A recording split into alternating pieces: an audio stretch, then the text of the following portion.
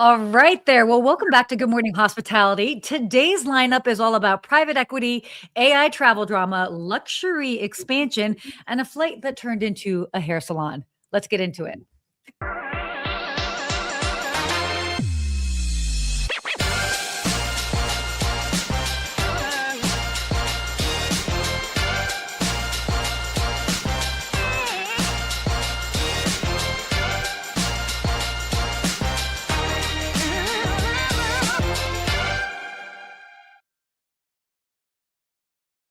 Good morning. Good morning, Sarah. Look at this energy you're bringing this morning.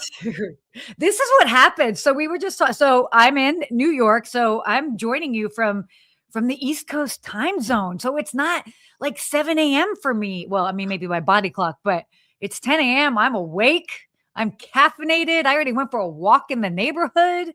We're good. You're right. I just got out of bed, rolled over here. I'm under the weather today, Sarah. No. I need soup. Listeners, what kind of soup am I drinking? I need some chicken noodles, some matzo ball, some hot and sour. What's the trick out here? I got a sore throat, a little cranky, but I'm here because I love doing this show with all of you every single day, every Wednesday. You are here. Thank goodness, not contagious, at least virtually. Only through the mind. We share our ideas. It's crazy. Actually, what are you doing in New York? Is it something fun?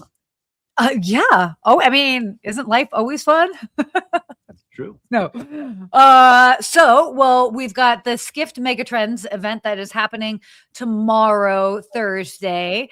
I am also doing a fun hotel and PMS feature. So I'm going to be filming Friday and came in a couple days early just because I've got clients and people to see. You know what? I love this. I have to quickly share what happened last night because this was a totally unexpected moment. So normally when I come to New York, I used to live here. I've got family here and my days get so packed. But I was like, you know what? I'm not going to plan anything for the first night. First of all, I took the train in. So I feel like a very authentic New Yorker. Oh, so from JFK, amazing, great decision to do. And secondly, I had my evening free. I had work to catch up on. So I was all set up doing my work.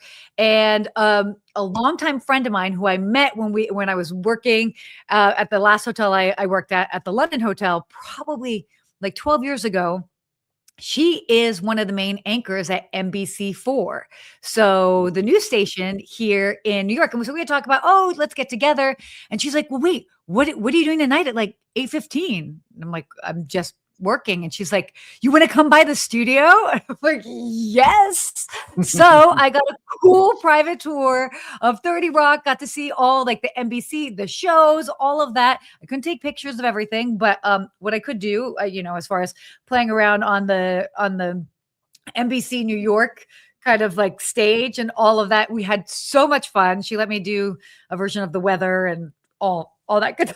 Not live, fun. But if you're not following Sarah on Instagram, follow her Ask a Concierge account because she posted everything there. It was fun to see. And I was like, wow, this looks awesome. That's why she's such a pro here on the podcast because she trains in the real professional studios with real anchors.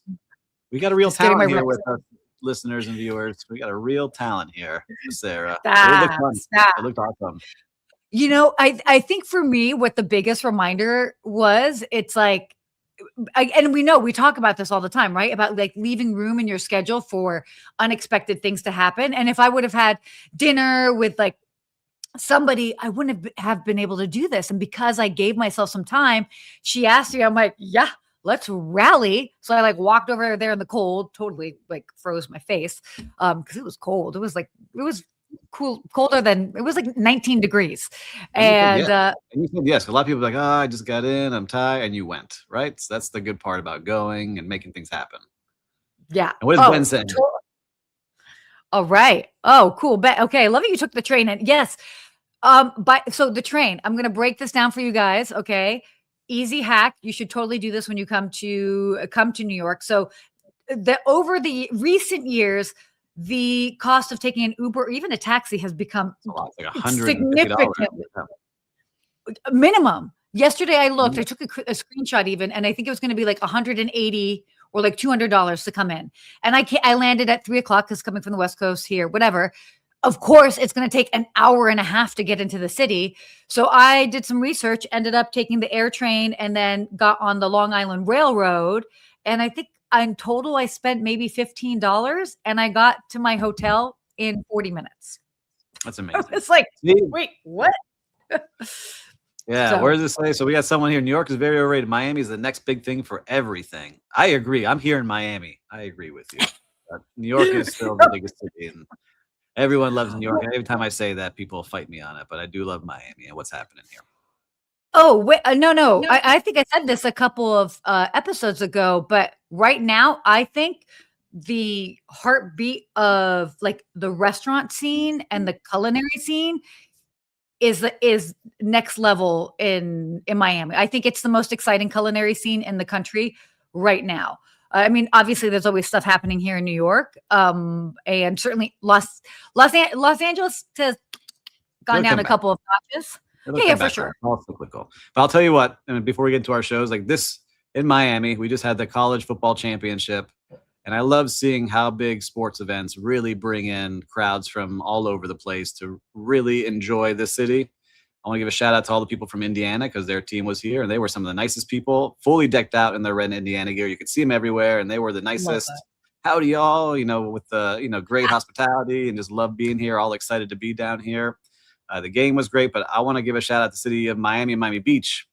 Diplo, who's a DJ, put on a big 5K run, and he DJ'd after the 5K, and then there was a free concert. Go to that? I was under the weather. I wasn't feeling good. I wanted to be there. It was right out my door. It was like 2 blocks away. And then on the beach, John Summit and Calvin Harris put on a free concert for everyone, and just really cool how the city got activated, and it was packed here, but no major drama, no major issues for the most part, and really did a great job, the city of Miami and Miami Beach. So great job hosting a world-class event down here. I swear to you, like Miami is where it's happening. And I say this, I'm not living in Miami. I'm not biased. I'm scoping out what's happening all around the country. And to me, it's very exciting. I mean, the fact that all happened, that's not happening right. Well, I mean, it's too cold to be happening in New York right now. It's not really happening in Los Angeles. So, I mean, when you're talking about the big cities, too cold in Chicago, Miami's hot. Kate going on a cruise in July. I love cruising. It's one of my favorite ways to travel. Which cruise are you going on? I'd love to see, but you'll definitely have a great time. July, it's hot here, but there's still a lot of good fun things going on. And Christelle, good morning from Palm Beach. I love the bus that takes you directly from Grand Central. Inexpensive, comfortable, and no hassle. Some of this public transport, I have to do it in New York. I did it when I'm like bopping around, but not from the airport. I always got a car. But last time I did it a couple weeks ago, it was $180. And I was like, man, it's much more expensive than the flight. Yeah, it's kind of crazy right now. So, I mean, then obviously it all depends on how much luggage you have and all that. So I knew I was carry-on only. So I'm like, we'll just kind of squeeze right in here, but it was good. Definitely worth it for sure. Hi, Kathleen. Thanks for joining. A lot of people from YouTube today. Love seeing it. Lou, good to have you here. All right. Amazing. Oh, wow. Our show today. We got a lot of good viewers here today. Love seeing it. Oh, yeah, definitely. Thank you guys for joining us. All right. Well, why don't we go ahead and get into some of the topics? Our first one, I find this really interesting. So Outsite lands a private equity backing for social extended stays. And what's interesting about this really kind of ties into the whole loneliness epidemic. Like we're in one, whether you know it or not. And Outsite is kind of positioning itself kind of as this like remedy for travelers because it's kind of cool what they're doing. You're pretty familiar with Outsite, right? Yeah, I was looking them over. I hadn't heard of them until I started reading the article, but I like what they're putting together. And, they really want to push people to be social when they're staying somewhere. So they encourage people to cook together and have activities and do different things. Yeah. And the average stay at one of the Outsites is 10 days, right? So that's 5 times longer than a normal business trip. And they're really pushing people to mix with each other and interact and get to know each other. And I think like we talked about this loneliness epidemic, I could see it happening. I have some friends that, man, they don't have many friends. They don't really do much. They're on screens all day, right? They don't go out and socialize. And, I find myself sometimes where I have to push myself like you just did, right? You go out and go see your friend and go have a cool experience. And so I like companies that are really bringing people to get together in real life. We talked about it on our last show, like more analog things, going out and meeting with people. And so Outsite is having some success, but there's been other companies that have tried, but their business model wasn't set up for success. Like Selena tried, and I know someone very high in Selena, and talking to them that they made some bad lease decisions. And those leases, they rent out an entire hotel and then hope they could cover the rate with people coming and selling that lifestyle. But when they couldn't, that money dried up really fast. So I like Mhm. Outsite's model where it's a mix of leases, management, and then Yeah. also like licensing their brand out there. Focusing on this experience economy, like hospitality, air that's like their big focus, which is obviously what Outsite is. And it's if for those that haven't checked it out, I like some of these ways of describing it. It's almost like hostile energy, but for professionals. Yeah. And they, I mean, they really do a good job as far as like creating a community and really just focusing on and it's different than in hotels necessarily, you know, with just like a lobby bar and that like there's a whole lot more that's going on with this. So I think that, I mean, and by the way, this totally ties into what we talked about at the start of the year. Is like people going analog, people looking for community. You named Mhm. it.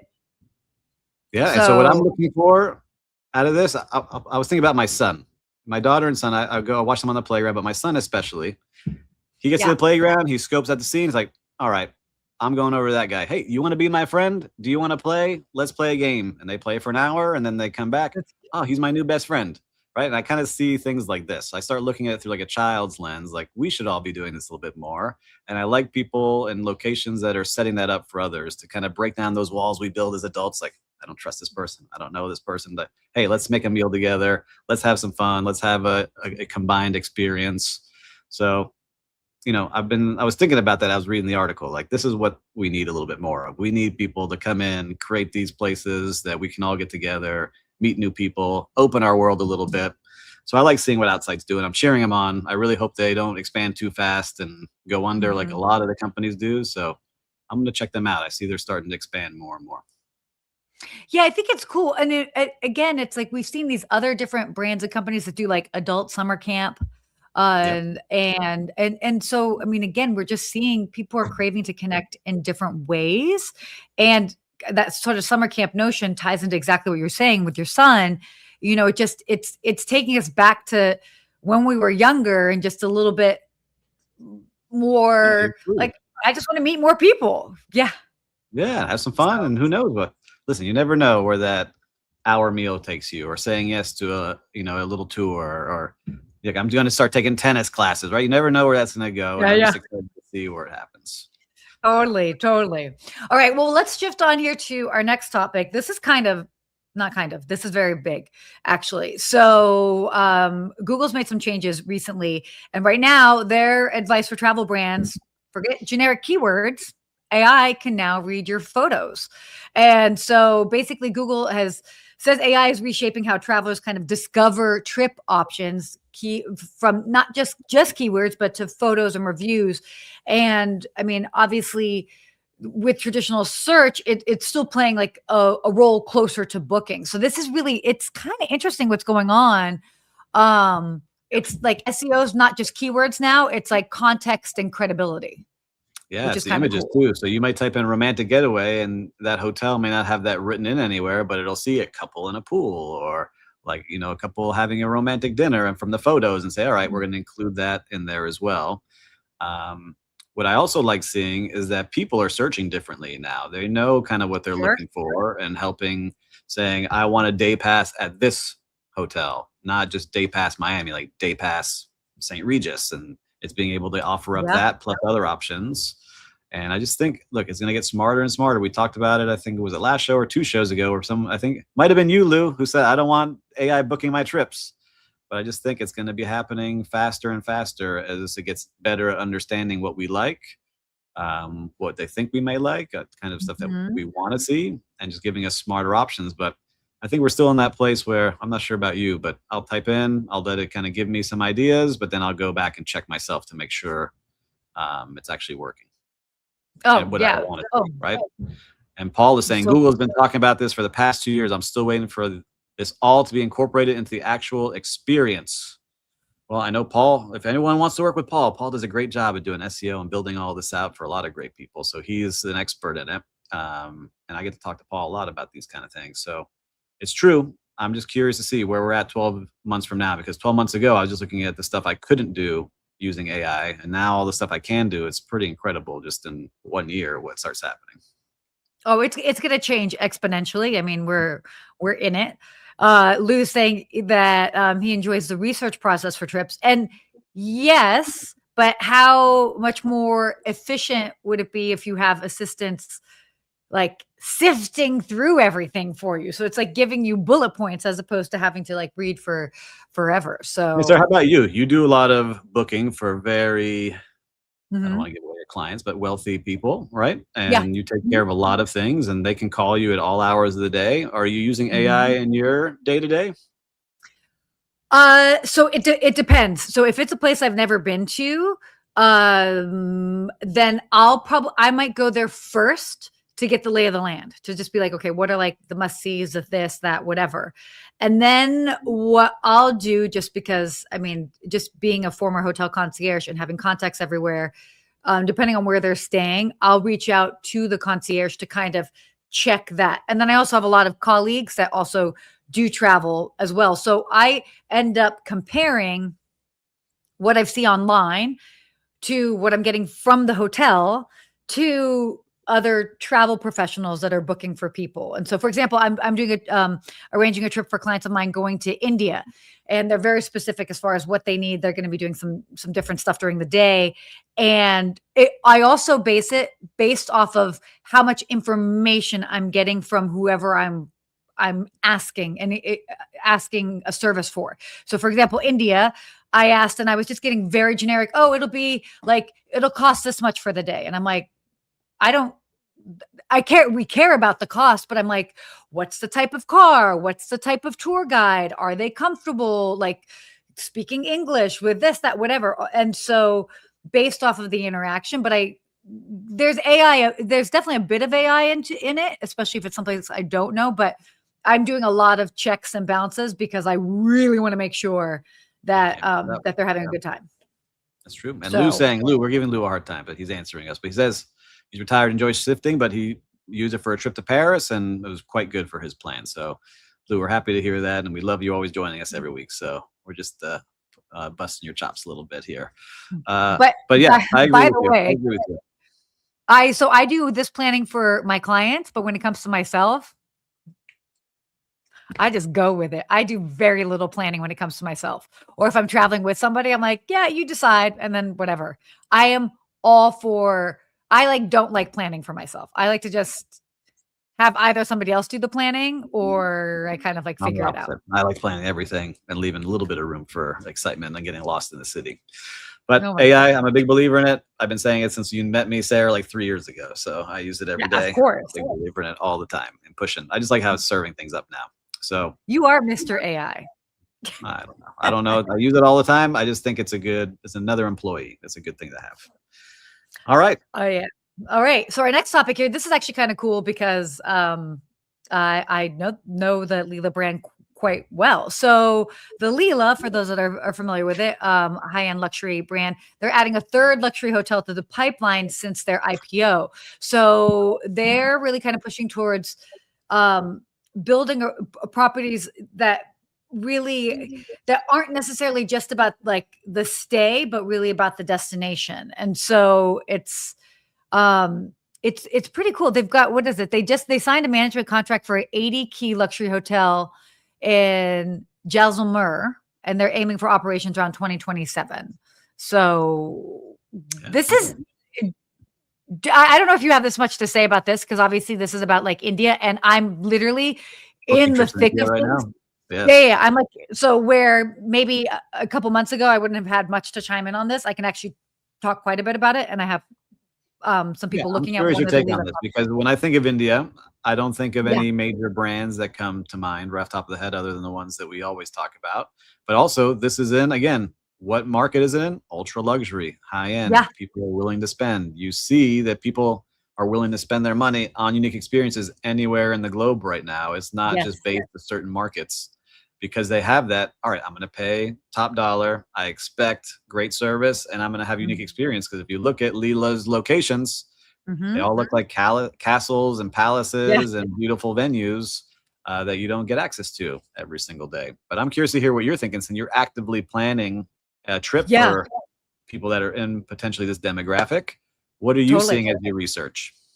So, I mean, it's really, they have key locations that are really, it's about like heritage destinations. So they're really kind of tying in like the local history. Obviously, as you were even talking about, just even the presentation and how they look like palaces. And so that ties into the luxury element, but what's interesting, and we don't have it as an article for today, but there was one of the other articles on Skiff that was talking about kind of just like where we're travel. It's interesting. So travel in the US, like for the US and the UK, travelers are being far more discerning and with how they're spending their dollars. And so the growth is a little slowed, just a little bit, just all things considered. But in India, for example, growth has expanded significantly. They are in so it's not necessarily just travelers going to India, but also in India, they are traveling a whole lot more. So it is exciting to see, and this kind of just ties into that. But if you're not necessarily plugged into the scene, that may not be first up on your radar, but the travel economy is alive and very well in India. Yeah, I would love to visit. I have not been. That's definitely on my list to go check out. There's so many different languages and types of people there and different cultures all within one country. And I'm excited to check it out one day soon. Have you been there? Have you been on there yet? I have not been to India. I've been, the closest I've been was Sri Lanka. So pretty close. I want to go. Taj Mahal's on my list. I want to get over there. Anyhow. On the list. Okay, dude. I'm so stoked about this next topic. I'm excited about this one to talk with you about. If I start the segment with dude, I'm excited. Dude, where's my car, man? You lived in California too long when you start with dude. But so the Sphere, we talked about this. What rips, dude, is the Sphere, man. Hey, oh man, wait till Fish comes there. So the Sphere, if you guys do not know it, it is this amazing iconic structure in Las Vegas. It has 20,000 seats. It is 100% changing the landscape of Las Vegas. I think it's the tentpole holding up the city right now, and as far as just it's keeping it alive. It's wild. I saw the Backstreet Boys there. You don't have to be a fan of the band for it to just be like, whoa. But what I love, what's going on, the big news is that they have shared plans for a smaller venue in National Harbor. So that's kind of National Harbor, Maryland. That's the DC area. And it's about 6,000 seats. So this is cool. It hasn't been approved yet, but if it does get approved, this can change a lot of things just because it's a smaller format model. But seeing what it's done for Las Vegas over the past couple of years, adding something like this in a smaller model to different cities could be, I think, huge. I am concerned about it. Talk to me. What's your concern? I'll rewind back because I went to the Sphere in Vegas for the David Turk. He was just on here for his bachelor party. It was one of our activities. He said, "Bro is the Miami dude. What's up, bro?" True. We went, and part of what I think makes it amazing is the actual size. Like this thing is massive. This is 20,000 seats. We watched the one of the films of nature in there that was very immersive. I get worried though when you start to shrink it down. Does that experience change? Does it start becoming planetarium? Planetarium's a couple hundred seats. Like we have a great planetarium here in Miami at the Science Museum, one of the top ones in the country with all this special tech. You start going planetarium vibes if you go smaller. 6,000 seats still big. It's a big place, but that's what I worry about. I think part of the Sphere is like you're in this world. Like you can trick your brain to think like, "Whoa, I'm here." And I want to go back and really see like the Wizard of Oz. I know they did it the cool way, and there's concerts. So I'm curious to think: is it more like theater, and you're going to go see a show at a theater, which is a couple thousand seats? That's what I get worried about when I see it. I love the experience. I just would hate to be in every city and it gets smaller and smaller and smaller, and then you don't have. I'll push back, and I think 6,000 here in every city. Yeah. That's what I'm saying. I think it will start doing it. It's now, how do you keep it special? This is what my guess is. Oh, so first of all, I'll push back because I will say that I think 6,000 is still a lot of seats, and I think that there will still be a wow factor. Maybe not like wow. I mean, I think there's. And here's the other thing: is that that they have studied this and they're probably finding the optimal size that is Yeah. smaller, where you still get that. Whoa, where am I? So that will be my pushback. Well, I think where they're But going to put it. They're smart location. I know it's, I yeah, forget the hotel. It was like by the Gaylord Hotel. They have yeah, like yeah, yeah. conventions and all those people need offsite activities. And so they'll go over there and book it. It'll make money. It'll do great. That's my only concern. Like when you walk into that big one, it's like, you know, you can go to Las Vegas, see the Eiffel Tower. It's there. But you could also go see the real one over in Paris and see it. It's like, wow, look at that thing. I don't know. Maybe not a good comp. There's something out there to compare it to.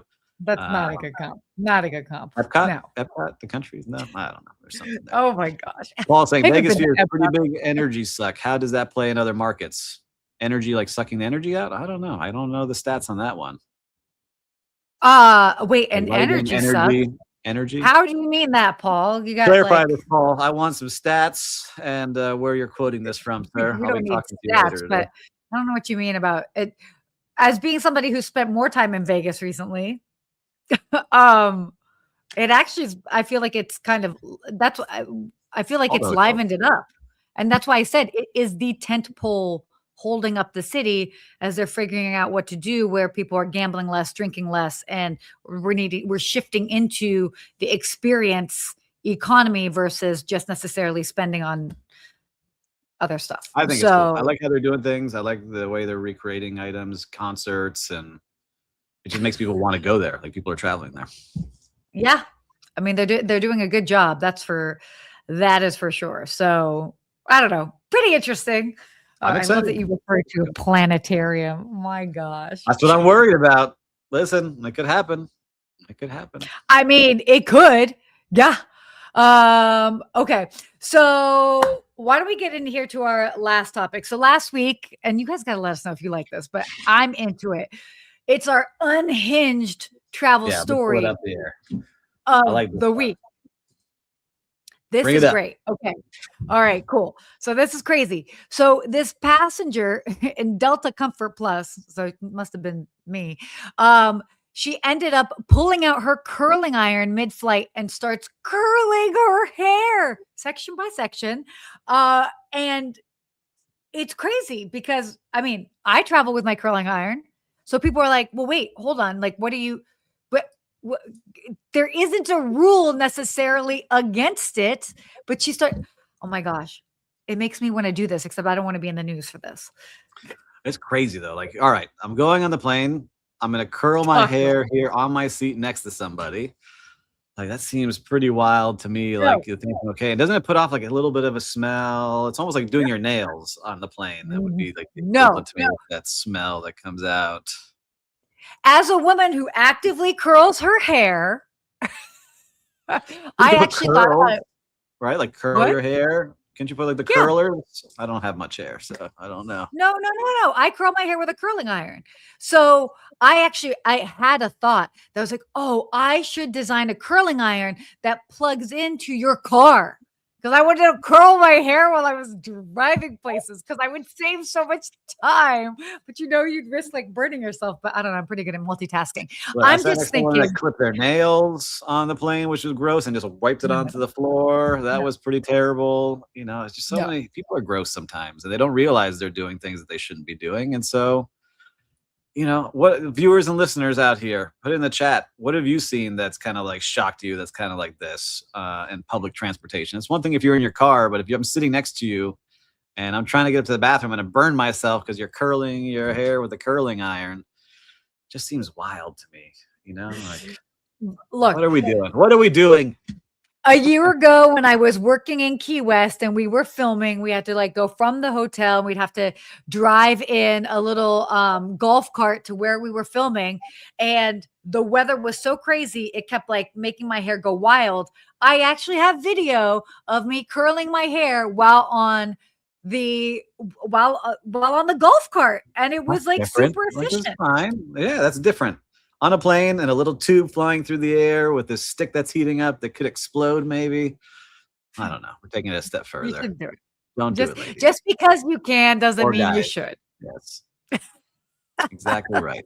But I like this article too. Like we've seen people, like I've seen it. I was at a coffee shop just 2 days ago, and some dude brought his entire setup, like a giant iMac, multiple screens, like No. setting up. Yeah, like setting up, ready to go with a big power strip, plugged it into the wall. Like, hey, I'm all about It's the funny. hustle.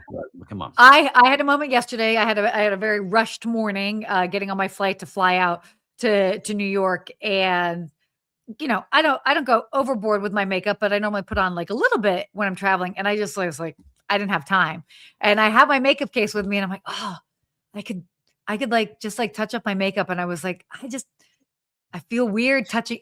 Even that, as simple as that was, I felt weird like trying to touch up my makeup in my seat while I was flying, even Oh, you don't though, need any makeup, Sarah. We all know that. ha ha ha, Kate ha ha. Parrish. On a flight, someone next to me pulled out a full plate of wings and licked each finger after each wing. The Oh, smell, I'll never forget.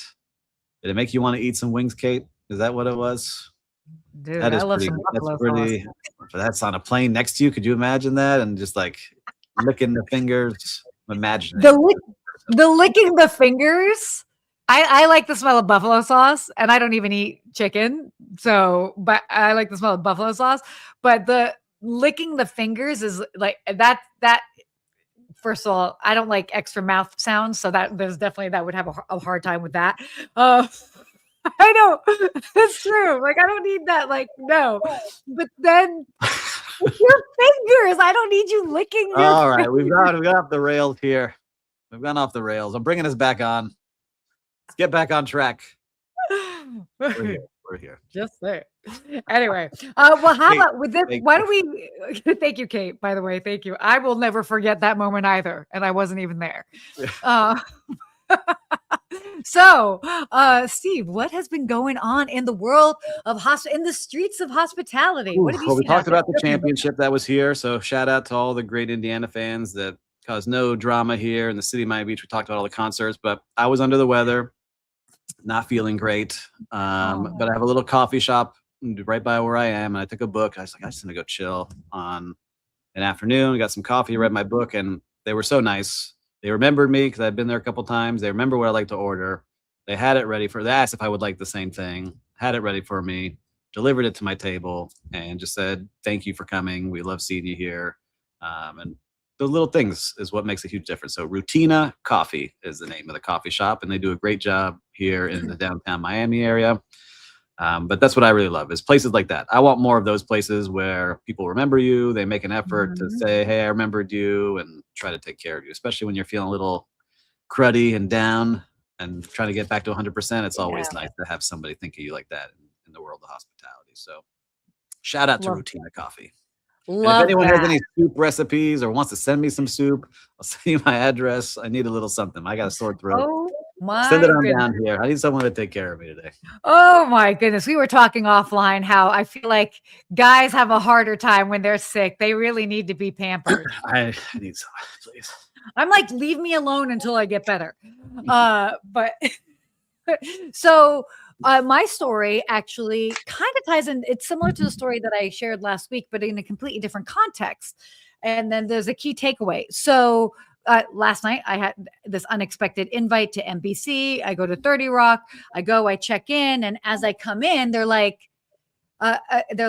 Sarah, oh, we're expecting you. Again, very similar to the story I told last week of when I went to a restaurant in Las Vegas, and they were like, Sarah, we're expecting you. And it's simple. This is simple. It's the being expected.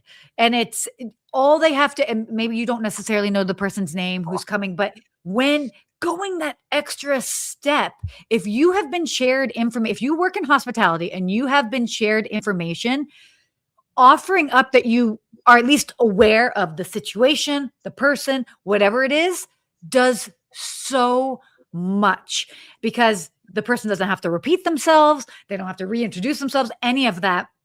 and it sets the tone in to me such a wonderful way. And again, it can be someplace like a restaurant, or last night I was going through security at NBC, but they were like, "Oh, we're expecting you." I'm like, "Oh, are you now?" So I love that. That's my little Well, story. I put up a quote for us today. I found one as Oh, you were talking because we both talked about something similar. okay. So Love you'll see this. it pop up there on the comments, Will. This is motivate them, train them, care about them, and make winners out of them. They'll treat the customers right. And if the customers are treated right, they'll come back, Mhm. from Jay Willard Marriott. So I think that's exactly right. Treat your team right. They'll treat the people right. And it all is a full circle thing. We all take care of each other. So I'm gonna So go back true. and get my coffee. Even though I have my own coffee brand, I like being taken care of. And when people remember me, I'll go over there and spend my money. This is true. This is so fair. That's by the way, great quote. Love that you found that on the fly. Look at On the that. fly. I was just like, you know what? We got to find one about this. So, man, what a shock. Can't believe we're over today. We went 5 minutes over, everyone. Thanks for hanging Yeah. with us. I feel like we could talk another 30 minutes for sure. I'm starting to get some good energy. I'm feeling energy levels See? coming up. Just hanging out with everyone here. I love This it. is what But I call this the mid-morning energy.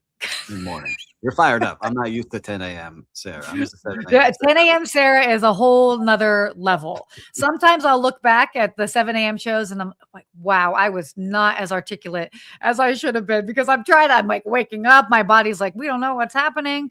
But now, no, we are rocking and rolling at the 10 o'clock hour. Just going to And, say. and and I think because of that, all you listeners and viewers, if you found some good things in this show, your friends will too. Make sure to copy and paste this and share it with them right now.